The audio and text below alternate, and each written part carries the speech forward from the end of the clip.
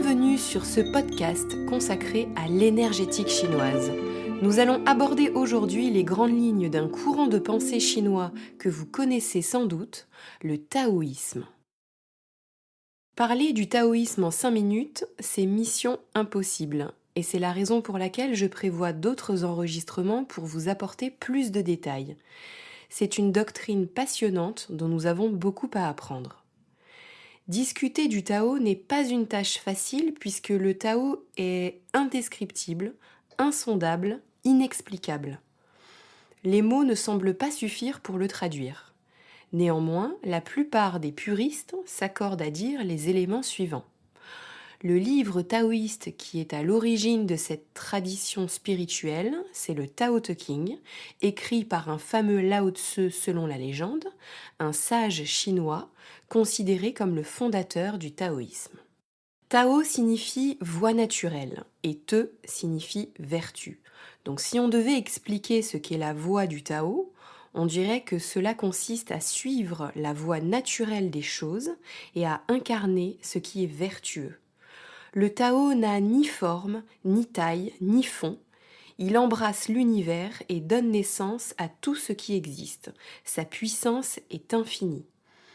Dans les textes, il est dit « Cherchez-le et vous ne pourrez le voir. Écoutez-le et vous ne pourrez l'entendre. Cherchez à le toucher et vous ne pourrez le sentir. Bien qu'il soit dénué de forme, tout ce qui existe en découle. » Le Tao n'est pas une chose, il est hors du temps.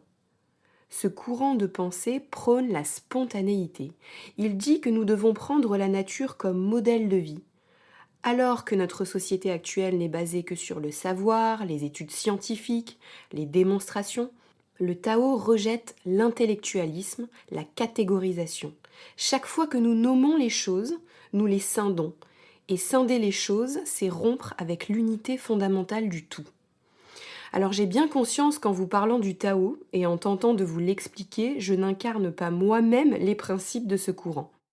Néanmoins, il me semble intéressant de se saisir de certaines idées, celles qui font le plus écho en nous et surtout celles qui peuvent nous apporter plus de bien-être au quotidien.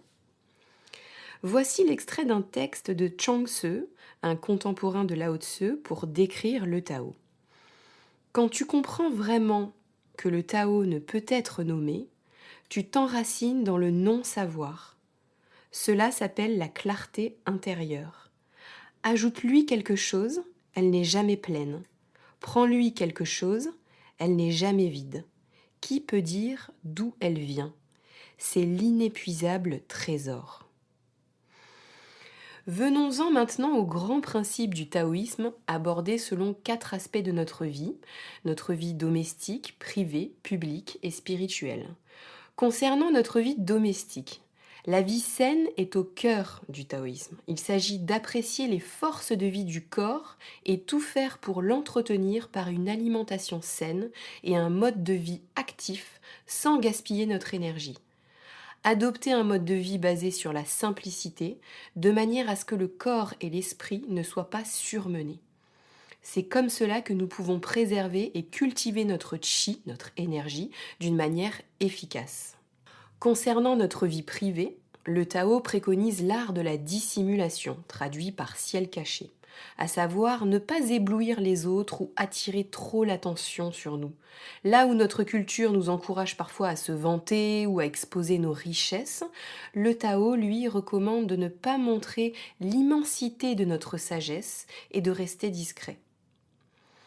Concernant la vie publique, le Tao recommande l'exemplarité, ne pas forcer les choses ou les gens à se soumettre à notre volonté, ne pas vouloir contrôler ce qui arrive. Il vaut mieux inspirer les autres par notre belle attitude, sans rien imposer, montrer la voie, montrer la direction.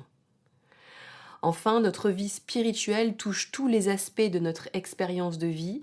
La perspective du Tao dans l'art d'être, c'est d'errer librement et simplement. Nous aurons l'occasion de reparler de cette simplicité d'être à un autre moment. La clé d'une vie saine, selon le taoïsme, c'est d'adopter la simplicité. On apprécie l'énergie de vie, on vit avec modération et contentement, dans le but de conserver et de nourrir cette énergie en nous et autour de nous. Le Tao rappelle que le plus important est d'écouter notre corps tel un souverain éclairé qui veille au bien-être de son peuple.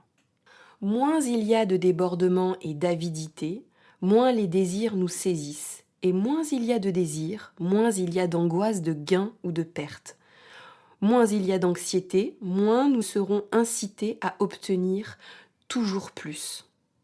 Le contentement, l'appréciation de notre vie, l'acceptation des courants énergétiques qui nous traversent sont des éléments au cœur de cette philosophie de vie.